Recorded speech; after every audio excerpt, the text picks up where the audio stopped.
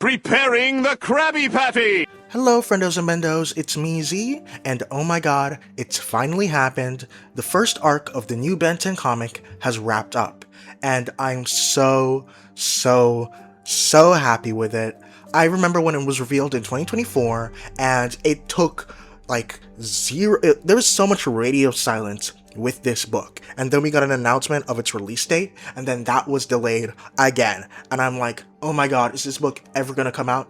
It's finally come out. The first arc has been donezo. We're on to the next, and I want to give a unscripted review of the first arc. So let's get into it. Okay, so this new comic is a full-on reboot, and this first arc essentially retells the first episode of the original series, just with a few slight changes here and there to mix with the tone, the new tone that we're going for, which is a little more dark, a little more gritty, and I like this. I'm completely fine with this, both the fact that it's a reboot, because I'm honestly very cool with the idea of Ben 10 becoming like a generational franchise like Transformers or TMNT, but also I think that it was very worth it to showcase the origin, even if it's pretty similar to the original series, because it just gives us this connection to these characters. We see them at their very beginning, and we can see them grow over time from this very beginning point. I feel like if we started in the middle of the action, it wouldn't have been as impactful, at least to me personally.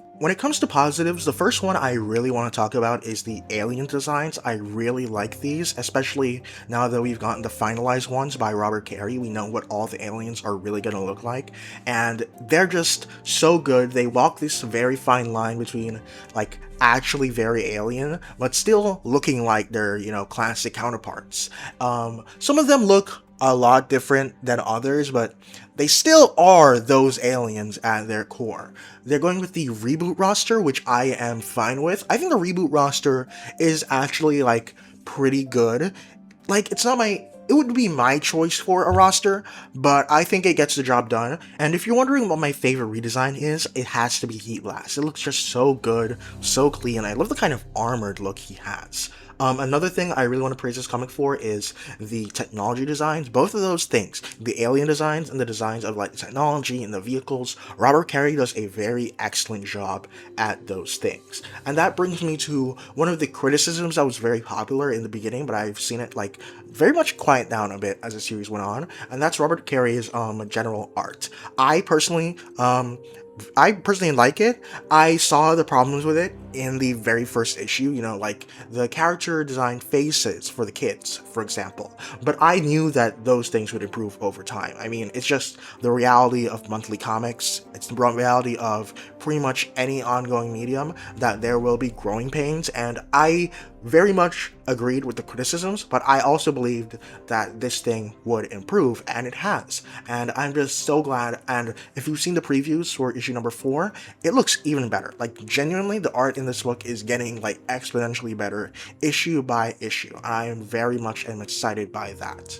Another positive is that I really like how the series has already set up multiple different plot threads. We have both the classic Vilgax angle, but also the military. The military is very interested in all this alien tech, and they already know about Grandpa Max, and as well as that Grandpa Max, like, we're not doing any of the secrecy stuff, he's already like basically out as a plumber to the kids like by issue 3, and I really like that. I feel like it gives us more opportunity, again, like I said, for us to see these things grow over time. And when it comes to a reboot like this, with uncharted territory, with unknown, we don't know how long this could potentially run for, I think it's a wise decision to, give us these things at the very start instead of, meandering.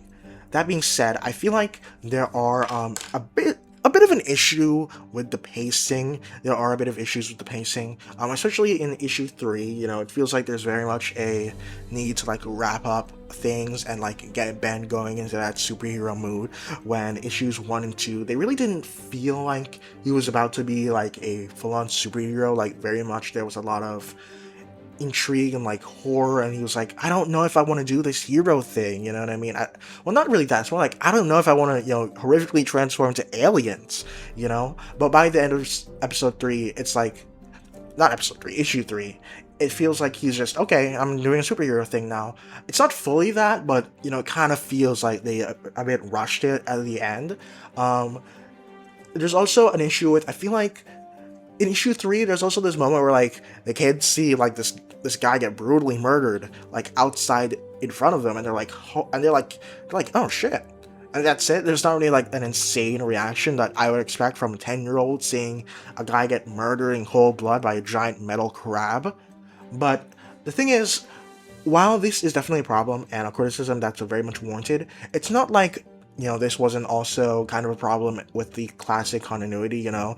Classic continuity was not perfect, and again, growing pains, these are things that I'm willing to, let slide. But overall, yeah, this series has been really good. I'm really excited. There's not much to say, again, because it's kind of a retread, but the things that they do add and the things that they do ha ha ha ha ha, I'm gonna kill myself. But essentially, I'm very much excited, and I like the streamlining that they've done, and I can't wait to see where we go on to next. There is definitely going to be a springboard. I'm very excited for Zombozo. That's gonna be the next villain that they're gonna face. I'm really excited to see what they do with him, and just overall, yeah. This has been me, Z. I've thoroughly enjoyed the first 3 issues. I'm giving them like an 8 out of 10, 8.5 maybe, like in aggregate. I want to know your thoughts, but anyway, I'll see you in the Rust Bucket. Bye.